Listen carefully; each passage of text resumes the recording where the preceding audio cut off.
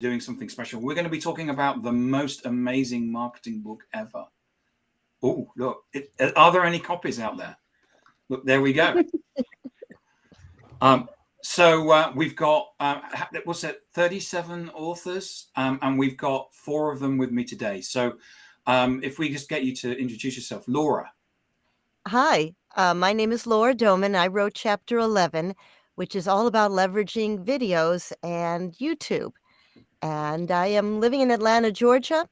I have a background in corporate IT. I'm now actually an on-camera actress and voice actor, which is what all this is about behind me. Excellent. And video brings it all together. Thank you. Lisa. Hi, I'm Lisa Apolinski. I am a content coach, and I wrote Chapter 6 on bringing the customer experience to the digital front. And I'm really excited to be chatting more about this book and all the amazing ideas that are in this book. And Anna. Hi, I'm Anna Bravington, co-founder of Those That Dare, marketing strategist. I took on connecting to emotions through experiential marketing, bit of an interesting chapter. But I used to work in gaming, so I head up digital marketing at Game, and there's a lot of experiences to be had there. So I thought I could tackle it with fairly good confidence because we did a lot of experiences and connecting with the community, which is one of my favourite things. Communities are wonderful. And Sandee. Hi, I'm Sandee Rodriguez, and I wrote the chapter on using promotional products more effectively because I've been in that industry for more than 30 years and thought what I had learned would be of good value. And last but not least, Cami. Hi, guys. I am Cami Hoyza, and I wrote the chapter on social media strategy about how to future-proof your social media strategy because it's always changing. Excellent. So, can we get a shot of you all with your books in your hand? Have you all got? Of course, we do. Excellent. That's brilliant. So, I think it's just an amazing idea of you all coming together and creating a book based on everybody adding something to the structure of the book. Is it worth just talking about a little bit about the actual chapter that you went through? So, Laura, do you want to talk about that? Oh, thank you very much. Yes, I actually am writing about 2 different subjects that come together, videos and YouTube. And with YouTube, I talk a lot about how to leverage the videos that you create. So there's a lot of focus about SEO and keywords and how to make sure that you're being found. But a good bulk of the other part of the strategy is to make sure that those videos are something that people are going to want to stop scrolling and watch. Now, content is going to be content, and it varies depending on what the client wants. And I don't touch so much upon content. There are plenty of other authors who do talk about that much better than I ever could. Instead, what I do is focus in on the delivery, because that's what people are going to be watching. And delivery is usually somebody speaking on camera, or maybe it's just their voice that's going to be accompanying some kind of film or animation or something else that is going to explain what their video is all about. So the question is, how do you get people to really pay attention? These days, you only have a few seconds to really get them to stop scrolling. So you got to come out of that gate very, very strong. Now, that doesn't mean you have to do something really strange or wild, but you have to make it relevant so that they see that there's something interesting. And for most of us, we're not really used to being in front of a camera. It's a really frightening proposition. It's a lot like public speaking, which I think a lot of people would remember there's like one of the top fears, if not the top fear that anybody holds. And furthermore, you're not even talking to a human being. You're talking to a little light, and there might be a lot of bright lights that are also coming in at you and people around, and it can be quite confusing. So what I try to do is to help people with 2 different areas. First of all, how to prepare and relax before you're going on camera. Because if you're all uptight and nervous and you don't know what to say and you look like that deer in the proverbial headlights, you're not going to do well and people aren't going to pay attention. And the other part would be some acting tips on how to become a little more charismatic on camera so that people understand what you're saying You're not overwhelming the message by giving them distractions with what's going on behind you or what you're wearing or too much hand movement, for example, but they can focus on you. So if I'm just going to kind of hone in on a few things, let me just say this. The trick to anything, if you're talking about public speaking, if you're talking about video or voiceover, is to talk to one person. And you're not talking at them, you're talking with them. So how do you do this on camera? Well, just imagine that you're talking to your best friend, somebody who really likes you, cares about you, wants to hear your message. If it helps, you can even put a little picture of them right next to that camera lens, just so that you remember you're talking to an individual. Because the audience is usually going to be one person at a time, and they're going to want to feel like you're talking directly to them. So be conversational, be yourself. Don't worry about being perfect, because guess what? Most of us aren't. And perfection is boring anyways, which is what I think a lot of people are going to find out with AI. People want the human element.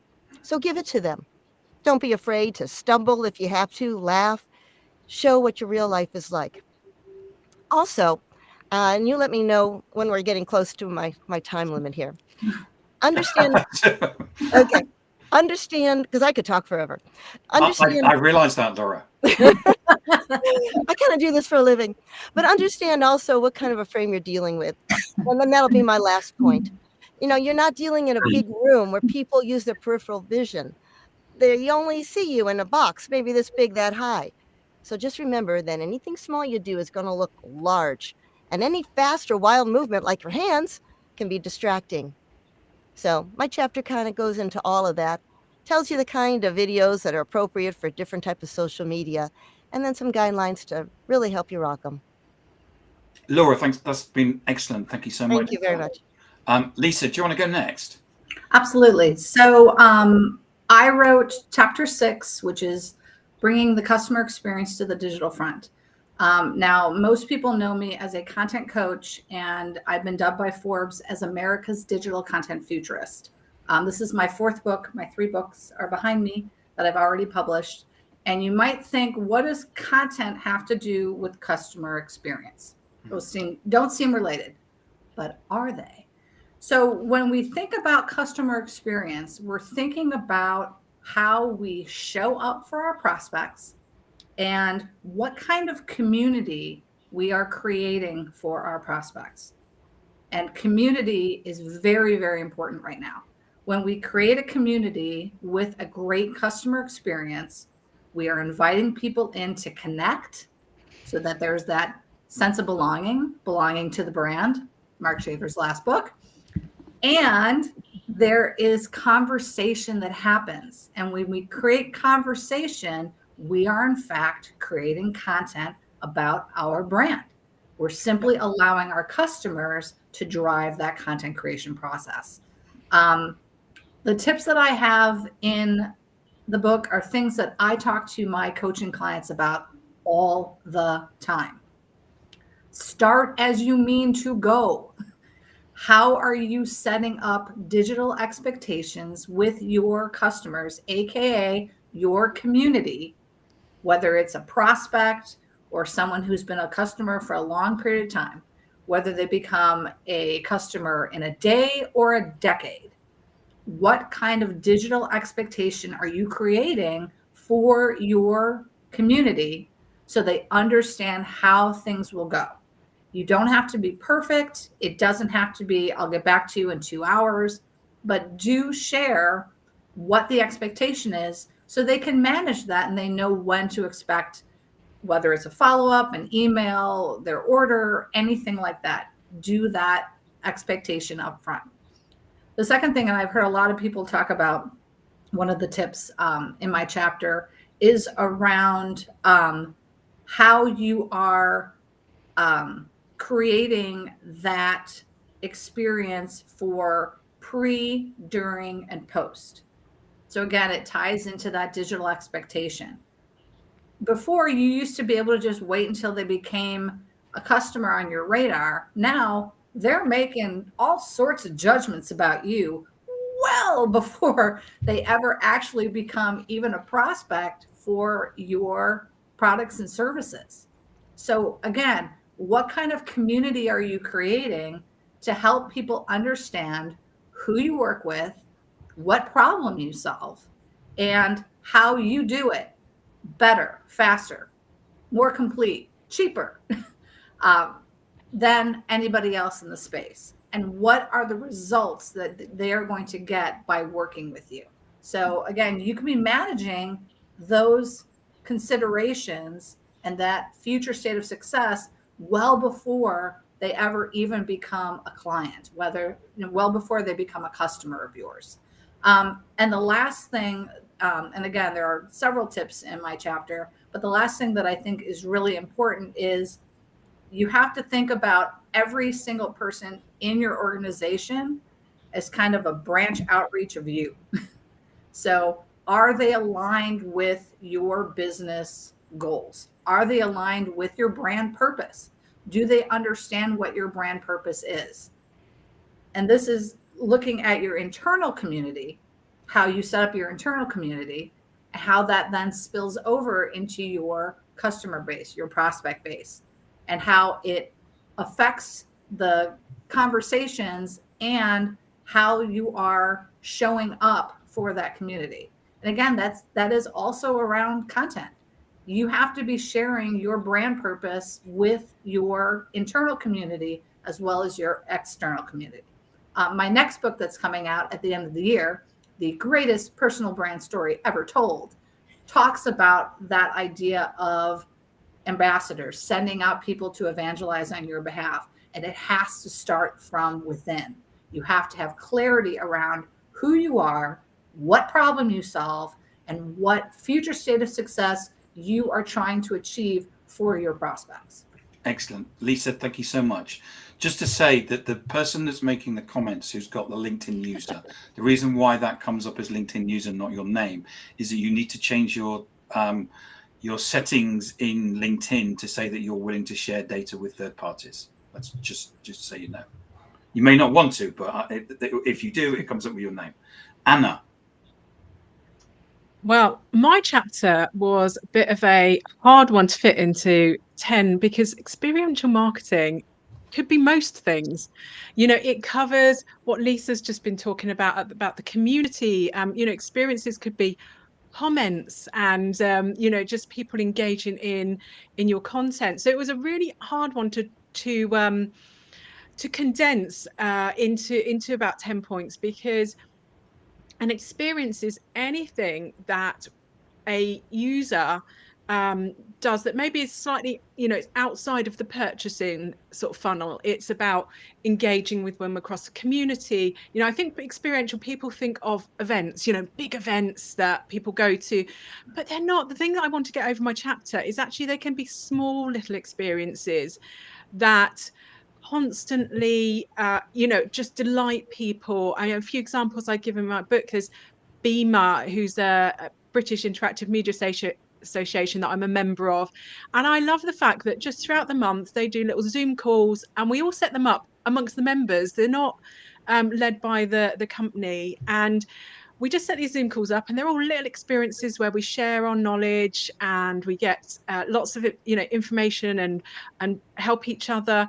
And that costs nothing. It costs a few people's time. And I think people think that they've got to put on a big conference. And actually, some of the best experiences are really personal. I mean, us in the Rise community, being in the Rise community is a really lovely experience. Writing this book together is a lovely experience. So in some ways, that's Mark Schaefer's marketing to us, because we all buy his books. We follow him, and for us, the experience that he provides is absolutely amazing. And I hope that people will look at the examples. I've given examples of Trini London where people actually set up their own groups, and then she helped just brand them and drive traffic to them. Just how can we do something that's maybe a little bit above and beyond the sales cycle, that we can go, this is going to be memorable. And then the great thing about experiences is when people have had a really nice time or really enjoyed themselves, they'll share that content and create user-generated content, which goes back once again to Lisa, that sort of content. They're creating the content for you. This is the great thing about the book. All of our chapters are linked, so there's my one, and there's one about community, and they're all so linked because it's not separate, it's not siloed. Each one informs the other. And so, I do urge people to read a lot of the different chapters and see how they piece together, because they'll find that actually customer experience, community, user generated content, experiential marketing all go very, very similarly together. And it works really nicely. One of the things that I like, Anna, is the fact that there's this lovely flow and story, as if someone was actually starting at the front of the book and they were writing it themselves all the way through. It's not like silo, silo, silo, silo, silo. Yeah, absolutely. And you must have done a lot in terms of either listening to people what they're going to, or you must have done something to enable that. I think it was probably more the editing process, Right. because the editors were great. Yeah. we sort Editors of all were worked on our godsends. things. Yeah. Yeah, we all worked sort of separately, but I think from the book design, with coming up those topics, I think Mark and the editors knew kind of what fitted together as well. So we had sort of harmonious topics, and then we all kind of wrote separately, normally in a panic at the last minute. I'm a writer, and I couldn't get 1,500 words down. It was so hard. And then we sort of threw it at the editors. Please work your magic. And they sort of made it all flow and lovely, and it comes back and you go, and everything. So Yeah, and I don't know about anybody else, but I've written several books, and I had was in the final phases of my 4th book, and this was the most terrifying experience, because I'm like, these have to be the best 1,500 words that I've ever written in the history of the universe. I felt like a cat pooping razors in a sea of rocking chairs. Like, this was just banana sandwiches scary for me, but it was also awesome. I mean, I learned a lot. So That's quite a visual. Yeah, it's a metaphor that I'm not going to get out of my thank mind. you. Sandee. You can R&D that, Robin, duplicate. So it's funny, everybody had a different experience with this. For me, I banged out that chapter, sent it off to the editor, and then I was like, wait, I should have sat on that. I know I'm going to want to make edits. And sure enough, there are changes I would make in my chapter now on promotional products, which you're all talking about the flow. And how the heck does promotional products fit into this whole digital marketing world today? And I almost didn't make it in the book. I had to do a pretty hefty pitch to Mark about the importance of promotional products as part of a solid marketing plan. And these ladies all know that came into play, especially Cammie, at the end, because we all have stickers and note cards that are branded to send out now, because it is still a key part. Anna and Lisa have talked about community.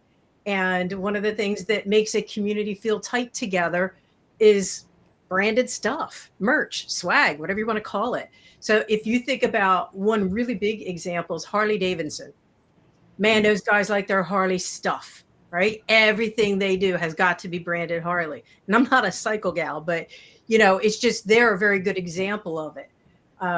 It's so, I made my appeal to Mark about the importance of it, and he said, okay, I understand. So it may be old school, but it has not stopped being effective in marketing. Now, that being said, the reason I wanted to write this chapter is because I've been in this industry since 1991. And so pre-internet sales kinds of time, where it was Yellow Pages ads to get your business name out there. And definitely promotional products were a key part of that, right? Because you couldn't just go to the internet. But when the internet came along and you started being able to just go on there and buy stuff yourself instead of working through a distributor such as myself, people just went, well, that's cheap, I'll buy that. Well, that's cheap, I'll buy that. Everybody needs pens.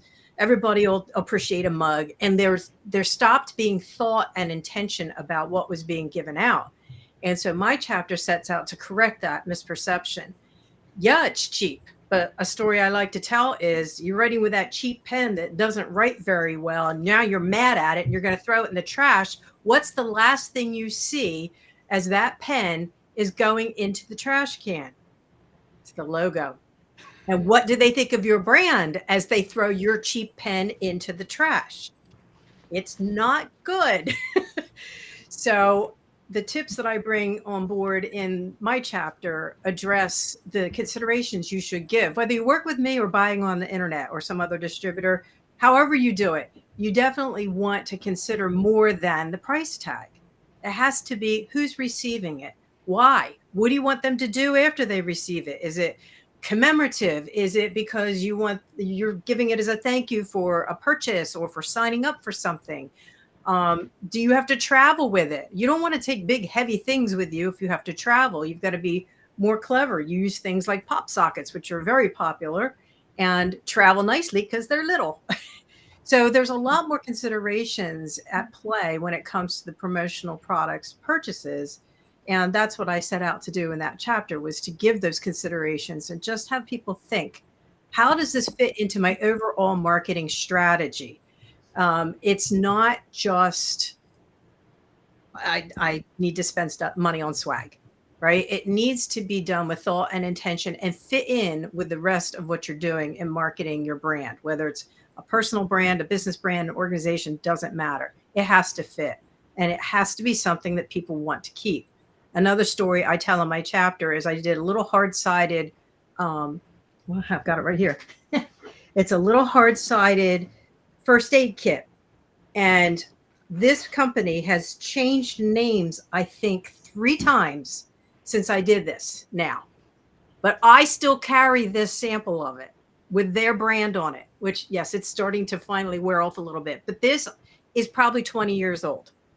Now, I would like to know any other marketing method that you could use that will put your brand in front of someone for 20 years, because I don't know what it is if it's out there. So promotional products can be extremely effective to keep your name in front of your clients and prospects, more so than almost anything else, if you choose wisely. Sandee, thank you so much for that. And it's interesting to know that you are able to pitch to Mark Schaefer and get him to accept something. So that's... Well, I didn't actually.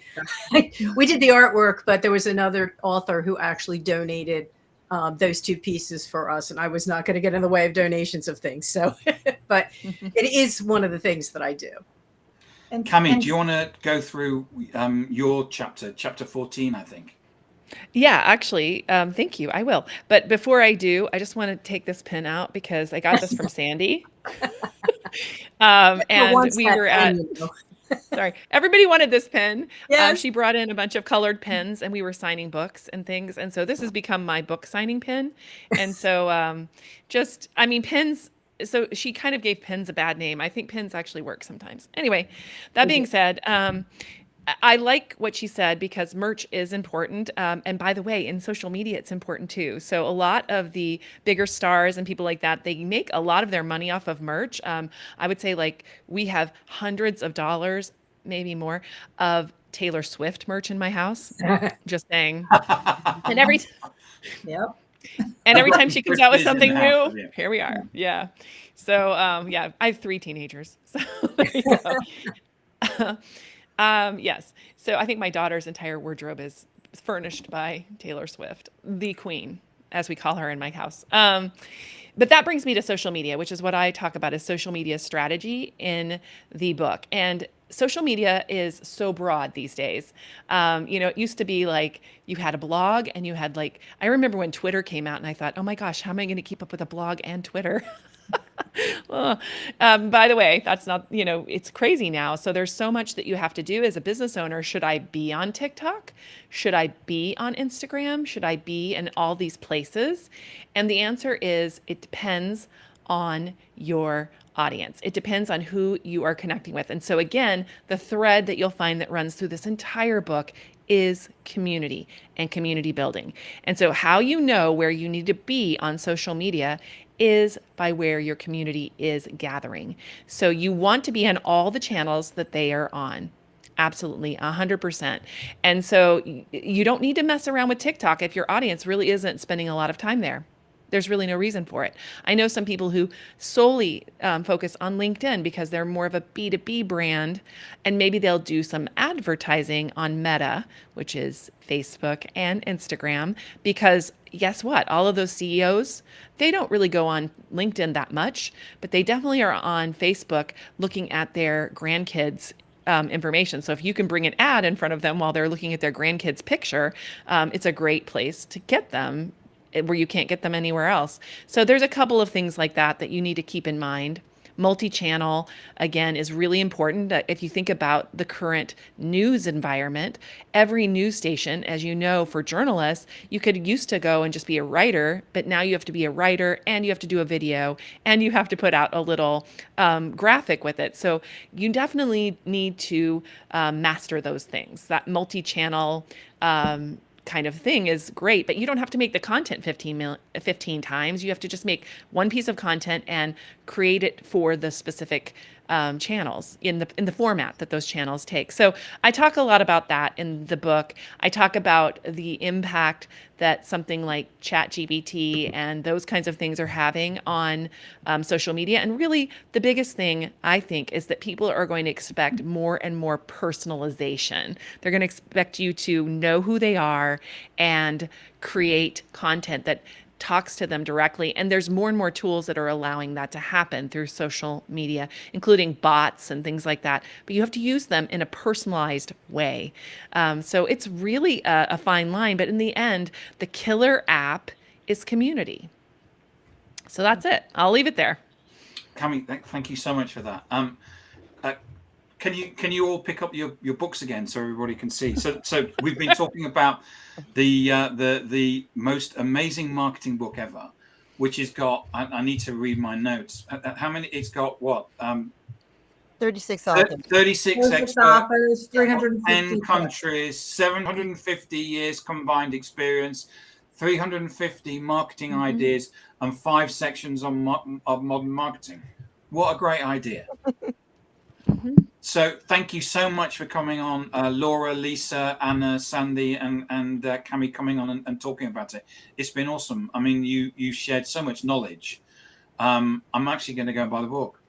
Oh, that's great. Yay! And hopefully Sure to write a some other people will review. as well. Yeah, don't forget the review. Yeah, the review. Yes, we've trained them well, so they all need to do their reviews. And anybody who's out there, if you get a copy of the book, please write authors a review.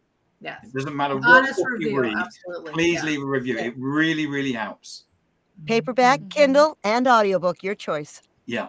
Right. Thank you so much Laura, for thank coming you. on and sharing your insight today. Thank you. And thank you for all the chat that we've had as well. So I appreciate that. Thank you for having us. This is wonderful.